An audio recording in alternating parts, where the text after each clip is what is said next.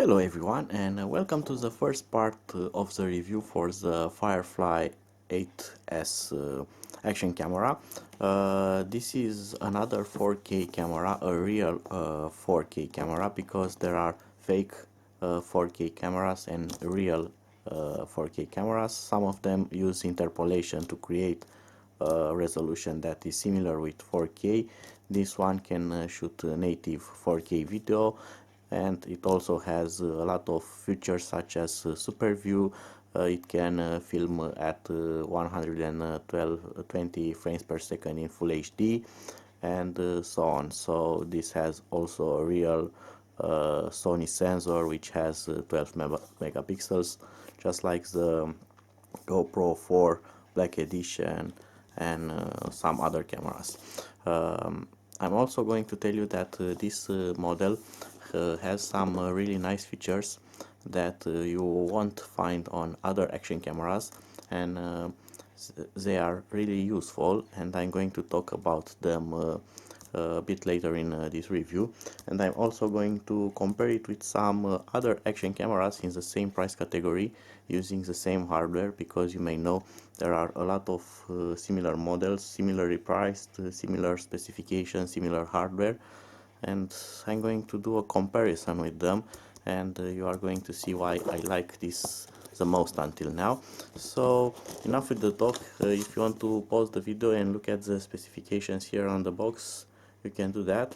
I'm going to continue to unbox it, take a quick look at it.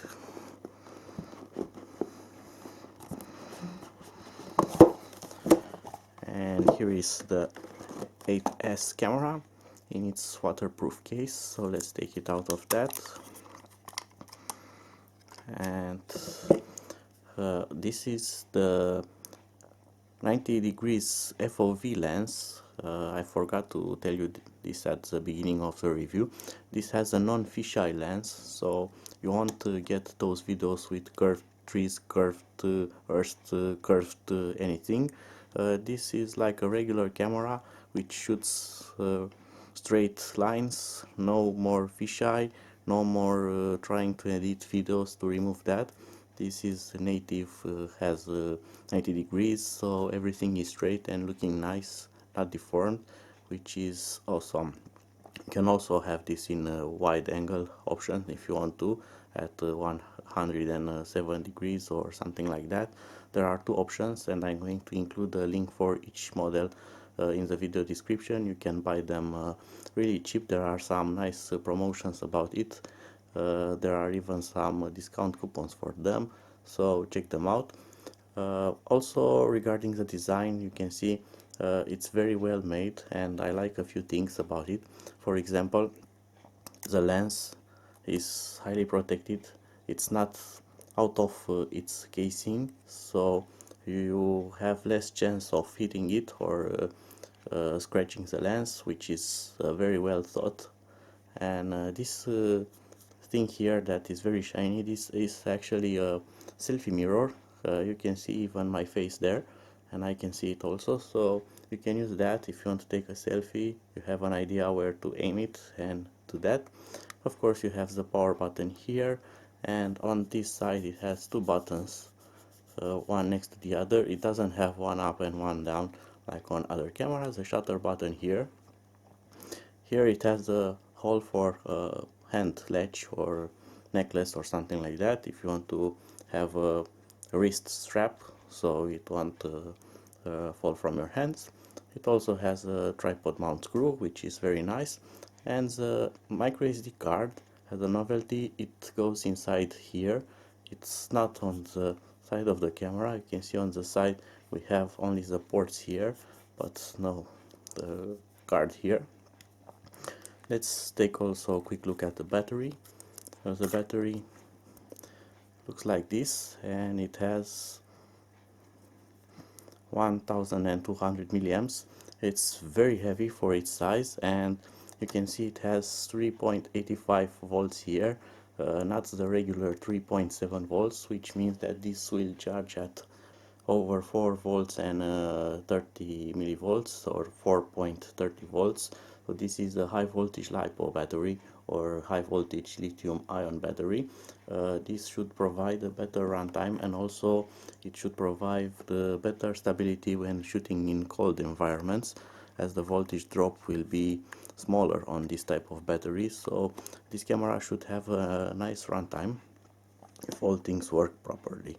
Right, so let's take a quick look of what we also get into the box. Let's see what accessories we get. So we get some Velcro straps and some regular straps, which is nice. A clip, a regular clip, you may know that from most action cameras. We get this thing, which is interesting. This is a quick release thing.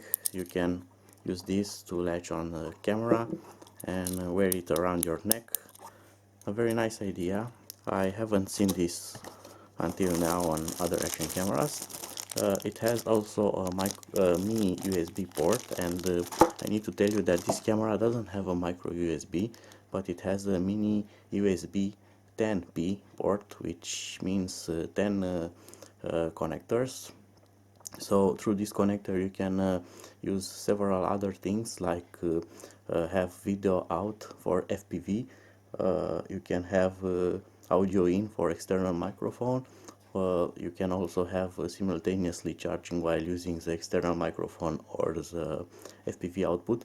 So this will also work very nice on quadcopters, on drones or planes, and it uses the regular GoPro cable, so it's compatible with other things and very easy to configure and install, so you don't have to use special wires or connectors. So we get this monopod, tripod, adapter or selfie stick mount, bicycle mount, quick adhesive pads, the J buckle connector, and we get this nice thing also, which is for the lens, a lens hood to remove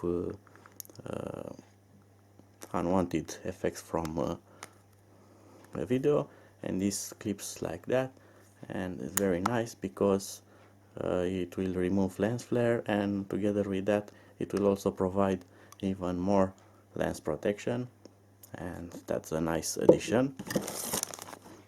Zip ties, microfiber cloth, pivots with screws, another pivot with screw, a frame, open frame. This looks like the old frames from the HA cameras. They are reliable and useful, especially when using on the car or something like that. We also get some stickers with HawkEYE Firefly, some replacement pads, and metal wire. This is for securing the camera or removing the pads. You can use it at the things. And of course this camera will have an Android and iOS application on the market, and it comes with a small manual which is in Chinese and English, and it has some nice specifications here, including a very interesting stuff. This is a remote control wire, so this camera supports also PWM control. You can hook it up to your drone and you can control it remotely. For example, take video, take photo, and you can do that while the camera is on your drone and you are flying the drone.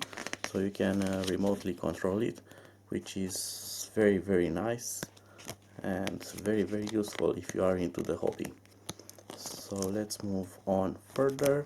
So we get specifications and that's it. So I'm going to take all this stuff away. You may wonder what's with this remote thing from Firefly. Well, the camera has also Bluetooth beside the Wi-Fi connectivity, and you can pair it with a remote shutter control. This is, as you look closely to it, it's the same one used on Xiaomi cameras, which are not actually Xiaomi, but they are HawkEYE cameras. The E1, E2 4K camera, E2K plus camera, they all use this type of remote control. Well, the same remote control from Firefly is the same with the one from HawkEYE cameras, and it will work on the Firefly and also on the HawkEYE cameras. So this will also work on other cameras such as the TI or Ambarella camera and so on. There are a lot of cameras. If they have Bluetooth and they have the A12 chipset from Ambarella, it's highly possible that the same remote will work on them. It works on this, it works on the original producer. I don't know for the others, that must be tested. So this will work with my camera, and of course you can always have the monopod from HawkEYE, and you can do some really nice setup with it. You just install this like that, and now you have not only a selfie stick, but it's a nice grip, and you will have remote control over the camera, so you won't have to fiddle with the buttons to start recording and remove unwanted shake. So this is a very nice addition, and we're done with that for now. You may wonder size-wise how it looks and how it compares with other cameras. So I'm going to do a quick comparison with some of my other cameras. This is the TI. For example, this camera uses similar hardware with the Firefly. They have a similar platform, they run similar firmware, but the Firefly has better firmware updates, better stability, and it has a better future as it seems. So let's compare it with that first. You can see the TI is a bit more thicker, but not by much, as the TI is a bit more tall, but just by a few millimeters, maybe one, maybe two, and on the length we also get a slight difference, as you can see. So the TI is bigger. That means that I won't be able to use the TI protective camera with the Firefly, nor I can use the TI in the Firefly waterproof case. Also, the 90 degrees FOV lens, it's more long, as you can see, so the waterproof case has a longer part here to accommodate that. Comparing with the Git 2 camera, which has the same size as a GoPro 4, let's take a look at that. So it has the same length, it has the same width,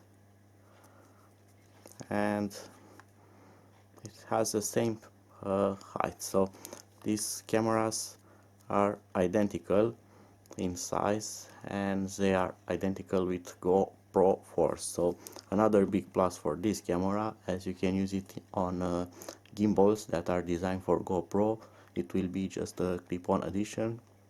You won't need additional clamps or modify the gimbal holders. This will just fit as a regular GoPro, so that's very nice. The only thing is, as I have previously mentioned, you can see the lens is a bit more long, so if you try to use this with some waterproof cases designed for GoPro, you may have an issue with this length, but not much of it. And of course the E2 camera, a 4K version camera, this has its odd shape with rounded edges, and of course it's bigger as the lens is centered. It's not on the top corner part like this, so there's no way this would match up using waterproof cases or other accessories. But what I want to show you, and I'm going to start the camera for that, I'm going to show you a comparison between the screens, and I'm going to turn on my video lamp a lot more. So look at that. I don't know if you can observe it, but the Firefly screen, it's very readable. it's very bright, so you can see it in daylight, and I'm going to show you the same test in full sunshine, and you will see what I'm trying to talk about, and that is really awesome. And I'm also going to enter the menu, and you can see the menu, it's highly readable and it has simplified icons, so you can operate this very easy. While on the A2 you have a small writing, so it's not very easy to see all of this in full sunshine.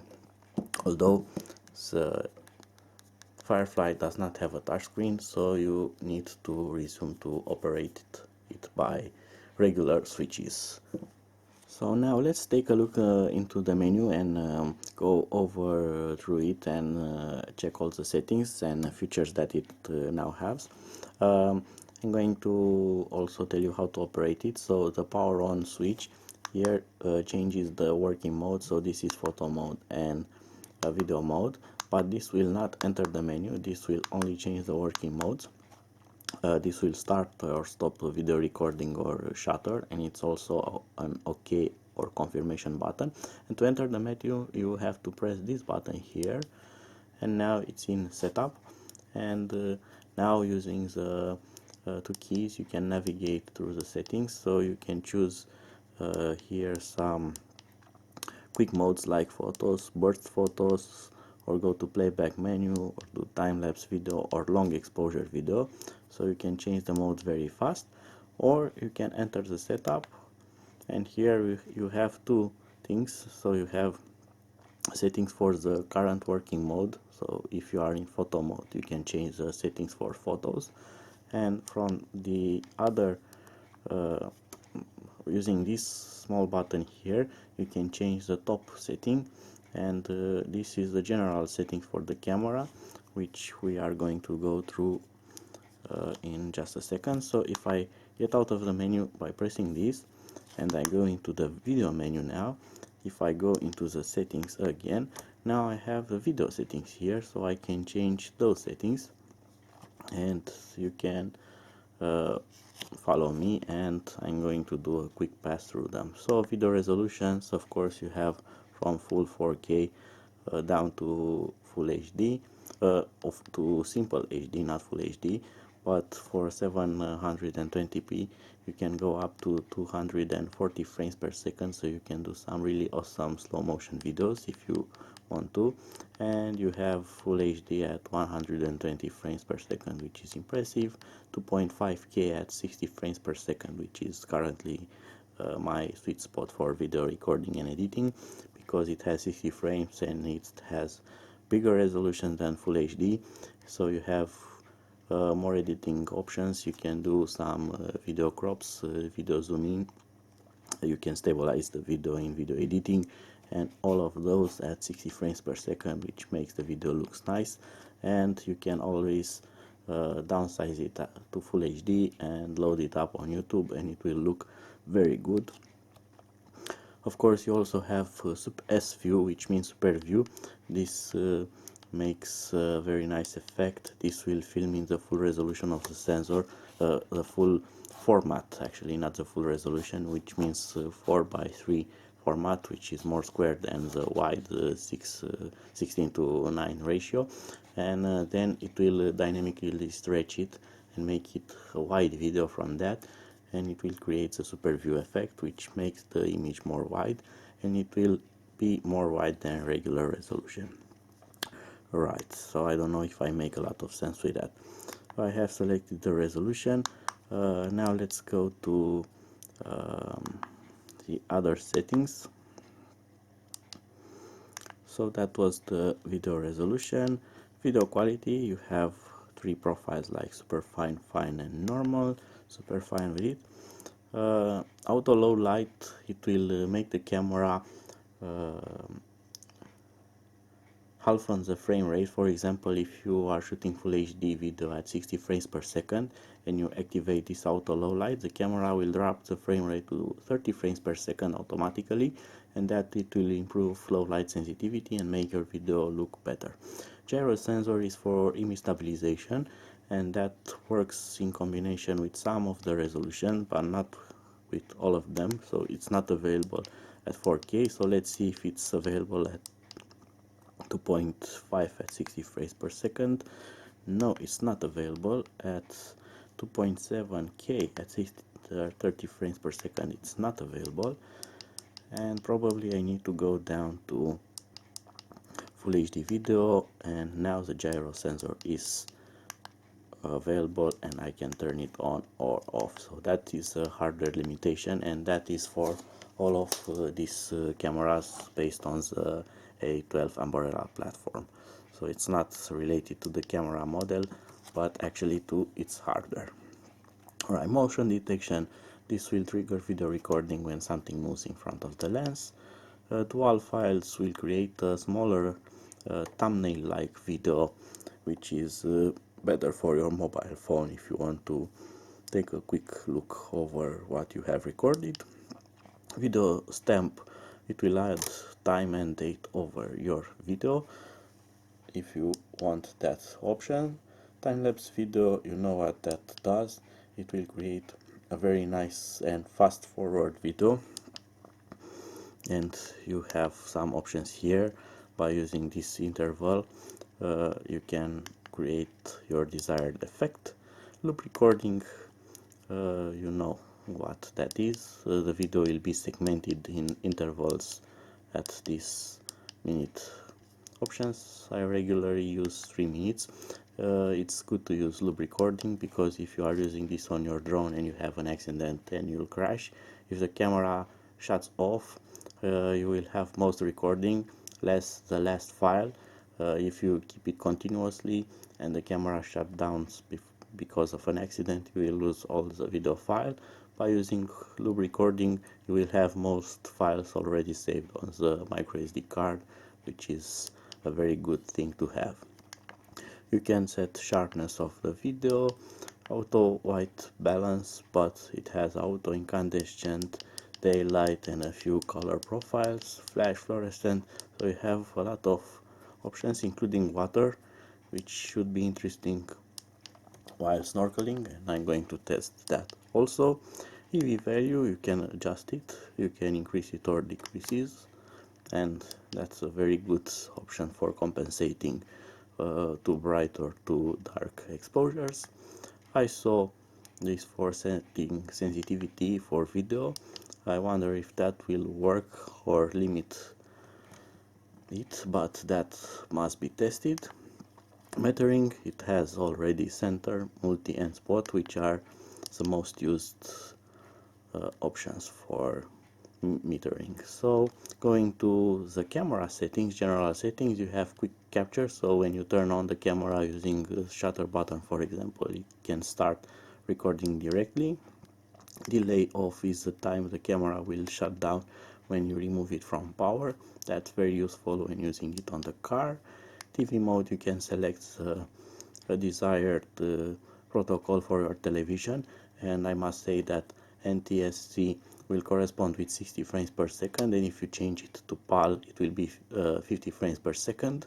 So you can also obtain its half or its doubles, so you can use PAL, so to have 25 frames per second or 100 frames per second, while NTSC will have 30 frames per second, 60 frames per second, and so on.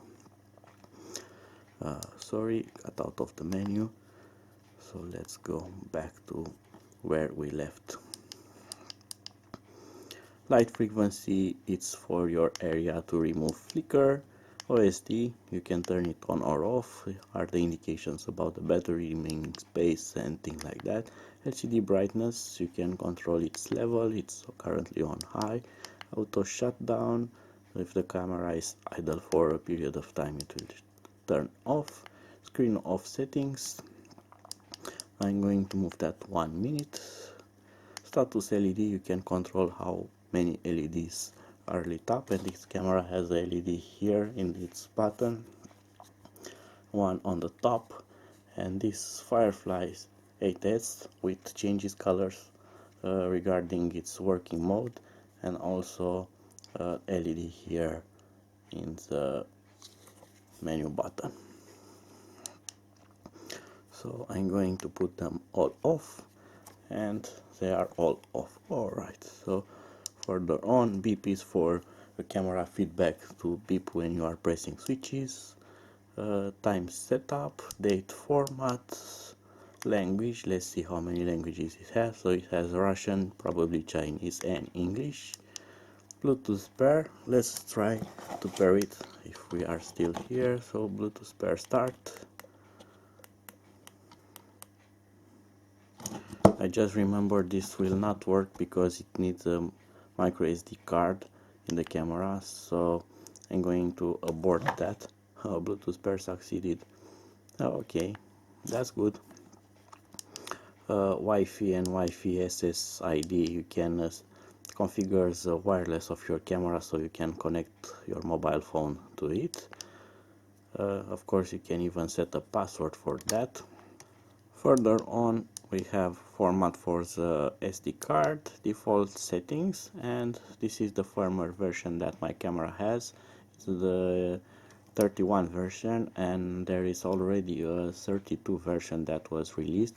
So even though the camera is very new and just released to the market, this thing has already got something like 5 firmware updates, which is rather impressive. So I really like this type of producer because pushing constant firmware updates and improving a product, it's a very good thing. You don't just buy a camera and that's it. You buy a camera and you need support because you sooner or later will find either a bug or a missing feature, and you want those implemented. So you can write the producer, write on their website, they will respond to you, and after a period of time they will push an update for the camera, which is a very nice thing to be mentioned about them. Right, so now let's try to use the mobile phone application quickly to see if that works and how it looks. Regarding the application, you really need to scan this card because if you go to Android Google Play Store, there is a Firefly application, but it will not work with this camera. And if you use the QR code, you are going to download the application directly from the producer's website, and it's a totally different application which works very nice with the camera. So I have started the Wi-Fi on the camera. To do that, you need to hold this button pressed a few seconds and it will turn the Wi-Fi. Also, this button here, while the camera is on, it will turn on or off the LCD screen, which is also very useful because you can save power when you don't need the LCD screen. So now I'm going to click to connect. Hopefully I'm connected to the camera wireless. Yes, I'm connected. I'm going to press connect, and I have a live video from the camera. As you can see, there is a bit of lag, but that is perfectly normal for this kind of Wi-Fi transmission. So from the application you can directly switch some of the settings, so you can enable or disable gyro, you can set EV compensation, image sensor sensitivity, white balance metering, sharpness. So those are quickly accessible from here. You get OSD information such as the current selected resolution, that you are in video mode. You can select working modes here like slow motion, photo.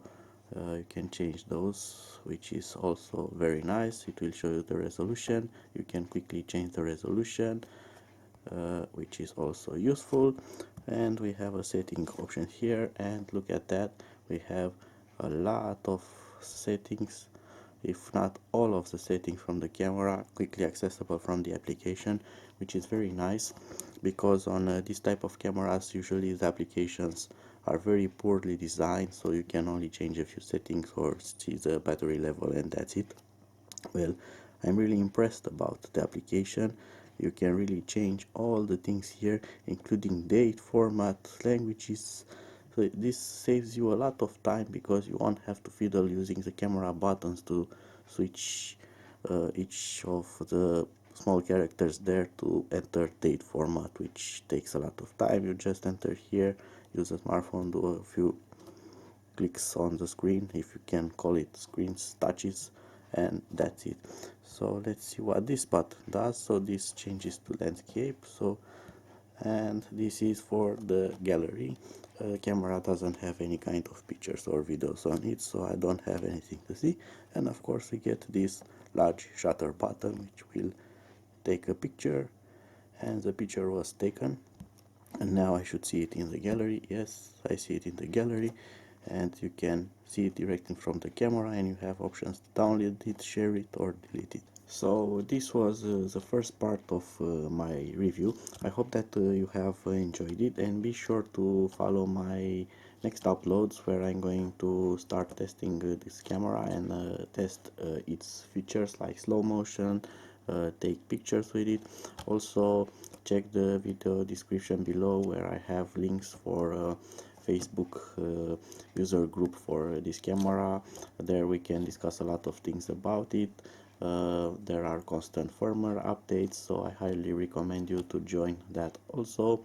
And I will also publish there some pictures taken with the camera, because it's easier. I won't publish pictures on YouTube, and you can check them out there to assess the camera image quality. Until next time, bye bye.